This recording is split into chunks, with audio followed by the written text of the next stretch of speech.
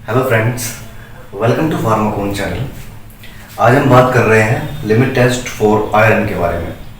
इससे पहले हम लोग लिमिट टेस्ट फॉर क्लोराइड के बारे में बात कर चुके हैं, लिमिट टेस्ट फॉर सल्फेट के बारे में बात कर चुके हैं और साथ ही साथ हम लोग बात कर चुके हैं modification in the limit test for chloride and sulphate, मतलब मॉडिफाइड लिमिट टेस्ट के बारे में भी बात कर चुके हैं। आयरन आपका एक मेटेलिक है या मेटल है, ठीक है। आपके सिलेबस में आयरन स्पेशली मेंशन भी है और साथ ही साथ ये आपके हैवी मेटल्स के रूप में भी मेंशन है। तो हम इसको सिंपली बोल सकते हैं लिमिट टेस्ट फॉर आयरन या limit test for metallic salt या फिर limit test for heavy metals. इस तरीके से हम बात कर सकते हैं। ओके, तो बेसिकली जैसे कि आपको पता ही है कि टेस्ट सॉल्यूशन होता है और आपका स्टैंडर्ड सॉल्यूशन होता है, ठीक है। दोनों बनाए जाते हैं, दोनों को फाइनली कंपेयर किया जाता है। क्लोराइड के केस में आपका opalescence white colour compare किया गया था, सल्फेट के केस में आपकी टर्बिडिटी कंपेयर की गई थी। यहाँ पर आपका कंपेयर किया जाएगा पर्पल कलर, जो कि पर्पल कलर आपका प्रोड्यूस होता है जब आपका आयरन रिएक्शन करता है थायोग्लाइकोलिक एसिड के साथ में और आपका बनता है फेरस थायोग्लाइकोलेट, ठीक है। तो इस फेरस थायोग्लाइकोलेट के बनने की वजह से ही क्या होता है, पर्पल कलर प्रोड्यूस होता है और उस पर्पल कलर की इंटेंसिटी को ही हम मेजर करते हैं स्टैंडर्ड कलर के साथ में या स्टैंडर्ड सॉल्यूशन के साथ में। जैसे कि यहाँ पे इसका प्रिंसिपल लिखा भी है, the test is based on the formation of purple colour by reaction of iron with the thioglycolic acid in the presence of citric acid and ammonia, ठीक है। क्या है मतलब यहाँ पे टेस्ट आपका जो बेस है किस पे बेस्ड है, आपके पर्पल कलर के फॉर्मेशन पे। ये पर्पल कलर बनता कब है, जब आपका आयरन थायोग्लाइकोलिक एसिड के साथ में रिएक्शन करता है, किसकी प्रेजेंस में, सिट्रिक एसिड और अमोनिया की प्रेजेंस में, ठीक है। फिर आपके the intensity of colour produced in the test solution is compared against a standard containing a known amount of iron, that is 0.04 mg of iron। मतलब क्या कहना चाह रहा है, जो टेस्ट सॉल्यूशन में आपका कलर आएगा उसकी इंटेंसिटी हम कंपेयर करते हैं स्टैंडर्ड सॉल्यूशन के साथ में। स्टैंडर्ड सॉल्यूशन के अंदर क्या होता है, आपका एक नोन अमाउंट होता है आयरन का, जो कि कितना होता है 0.04 mg, ठीक है। ये बहुत इंपॉर्टेंट क्वेश्चन है कि स्टैंडर्ड अमाउंट कितना होता है लिमिट टेस्ट के लिए, ये आपका जीपैट वगैरह में पूछा गया है, ठीक है। तो दैट इज 0.04 mg, ठीक है। तो हम इसको कंपेयर करते हैं and finally the purple colour is due to the formation, again मैं आपको बता भी चुका हूं, ferrous thioglycolate, that is the ferrous thioglycolate के फॉर्मेशन की वजह से ही क्या होता है, पर्पल कलर आता है, जिसको हम कंपेयर करते हैं। सिंपल सा प्रिंसिपल है। आइए रिएक्शन देख लेते हैं। जैसे कि आपका फेरिक आयन है ना, प्लस के 3 है तो फेरिक है, प्लस के 2 है तो फेरस है।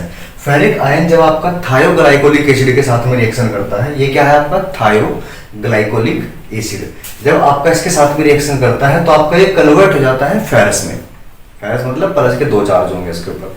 फिर ये फेरस आपका अगेन रिएक्शन करता है थायोग्लाइकोलिक एसिड के साथ में, ठीक है। किसके साथ में, थायोग्लाइकोलिक एसिड के साथ में दोबारा रिएक्शन करता है और क्या बनाता है, फेरस थायोग्लाइकोलेट, ठीक है। दिस इज द फेरस थायोग्लाइकोलेट और ये फेरस थायोग्लाइकोलेट ये आपका क्या होता है, पर्पल कलर का होता है, ठीक है। प्रिंसिपल आपको समझ में आ गया, बड़ा सिंपल सा प्रिंसिपल है, पर्पल कलर आएगा फेरस थायोग्लाइकोलेट के बनने की वजह से, ये आपकी रिएक्शन है। ओके, अब हम बात कर लेते हैं कि कैसे कैसे आपको टेस्ट सॉल्यूशन बनाना है और कैसे स्टैंडर्ड सॉल्यूशन बनाना है, ठीक है। तो ये आपका टेस्ट सॉल्यूशन है और वो आपका स्टैंडर्ड सॉल्यूशन है।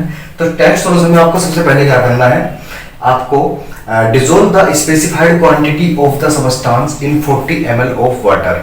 40 ml वाटर में आपको क्या करना है, स्पेसिफाइड क्वांटिटी आपको डिसॉल्व करनी है। Specified quantity according to the pharmacopoeia, ठीक है, जितना आपको चाहिए, है ना, जितना बड़ा आप टेस्ट करना चाहते हो, जितनी क्वांटिटी रखना चाहते हो, उसके अकॉर्डिंग आप इसको 40 ml वाटर में डिसॉल्व करेंगे और डिसॉल्व करने के बाद इसके अंदर आपको 2 ml किसका, 20% weight by volume solution of citric acid डाल देना है, ठीक है। 20% का मतलब क्या है, वेट बाय वॉल्यूम। 20 ग्राम आपका क्या रहेगा, सिट्रिक एसिड रहेगा और 80 ml आपका क्या रहेगा, वाटर रहेगा। That is 20% weight by volume solution of citric acid, इसका आपको 2 ml इसके अंदर डाल देना है और डालने के बाद आपको 2 ड्रॉप्स ठीक है, कितना 2 drops, 2 drops of थायोग्लाइकोलिक acid add कर देना है। ठीक है, ऐड करने के बाद अच्छे से मिक्स करना है। मिक्स करने के बाद में आपको इसको एल्केलाइन सॉल्यूशन में कन्वर्ट करना है। ठीक है, क्योंकि अगर सिट्रिक एसिड आपने डाला है तो सॉल्यूशन आपका एसिडिक होगा, और एसिडिक कंडीशन में आपका हो सकता है आयरन आपके एसिड के साथ में रिएक्शन कर ले, या एसिड की वजह से वो डिग्रेड हो जाए। ठीक है, तो उस कंडीशन में आपको एल्केलाइन में कन्वर्ट करना पड़ता है, जो कि आपका यूज होगा अमोनिया सॉल्यूशन। ओके, तो अमोनिया सॉल्यूशन की वजह से आप इसको, अमोनिया सॉल्यूशन को यूज करते हुए आप उसको एल्केलाइन सॉल्यूशन में कन्वर्ट करेंगे। फिर आपको क्या करना है, 50 ml वाटर के साथ इसको डाइल्यूट कर देना है। ठीक है, और डाइल्यूट करने के बाद इसको 5 मिनट के लिए रख दीजिए। ठीक है, दोबारा रिपीट कर रहा हूँ, 40 ml पानी में स्पेसिफाइड क्वांटिटी डिजोल्व करनी है, 2 ml 20% weight by volume citric acid का डालना है। ठीक है, फिर आपको 2 ड्रॉप थायोग्लाइकोलिक एसिड की डालनी है, और अमोनिया सॉल्यूशन के साथ में इसको एल्केलाइन करना है, और 50 ml वाटर के साथ में डाइल्यूट करना है। ठीक है, ये करने के बाद आप इसको 5 मिनट के लिए रख दीजिए, आपका टेस्ट सॉल्यूशन रेडी है।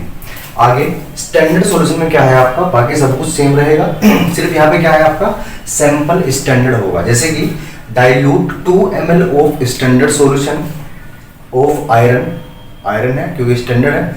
ठीक है, dilute 2 ml of standard solution of iron with 40 ml of water. ठीक है, आपको 2 ml स्टैंडर्ड सॉल्यूशन लेना है आयरन का, जिसके अंदर आयरन प्रेजेंट हो, जैसे कि फेरस सल्फेट, फेरस ग्लूकोनेट, कुछ भी ले सकते हैं जिसके अंदर आयरन हो।